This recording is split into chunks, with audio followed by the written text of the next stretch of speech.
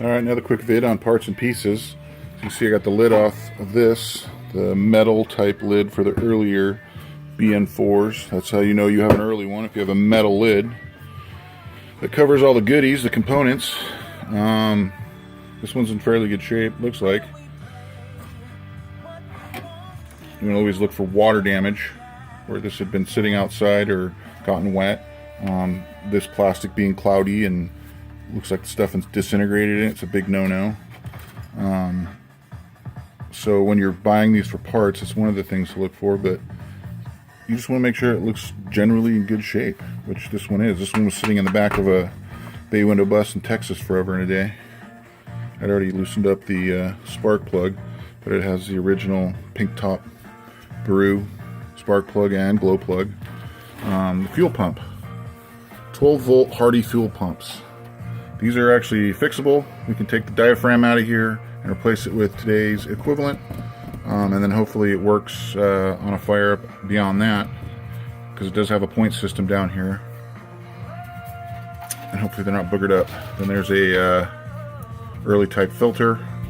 They're all aluminum. Sometimes they fuse together and they're hard to take apart, but for the most part they do come apart, and they have a filter inside of them. So this is reusable fuel pump filter, Hardy filters. These are you see these usually on the petcock early oval window, late, split window stuff, bugs with the reserve tank.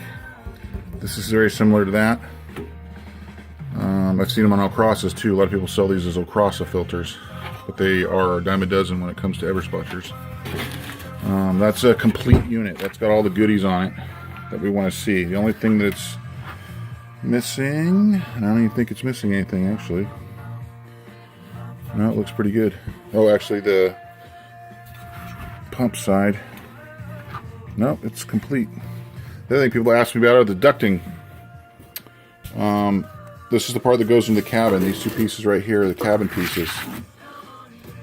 Westphalia type that comes out underneath the bed.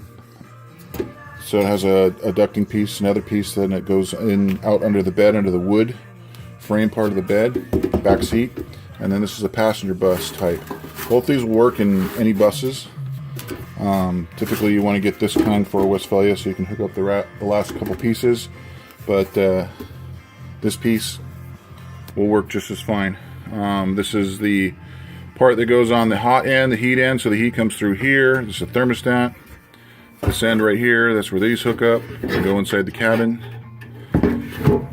All this right here, this whole side right here, this is where it goes in back against your firewall next to your motor on the left hand side. And then all this ducting, this piece and this piece rides along the very far driver's side portion of your bus next to the gas tank. Other than that, I think you need a switch for the dash and that guy right here, which is the fresh air pipe, which hooks onto this scurvy looking pipe right here that goes under your bus. That's where the fresh air collects for the combustion chamber. So there's all your pieces. Oh, the last piece too that people seem to not have with their units is this is a complete pedestal for this unit, for the early upright motor bay window. This sits off to the side. This piece is usually missing for a lot of you guys, but it's very important because it hooks up to your type of engine bay. Usually people take these two screws off and then take the whole unit out itself, and this is left behind inside the bus. But that's what it looks like. That's what you need. This hooks up. This goes right into your engine bay, right into the sheet metal inside your engine bay. But there's a pretty complete unit that I'm going to be restoring, and all the components and pieces and parts that should be with it on it to make sure it runs.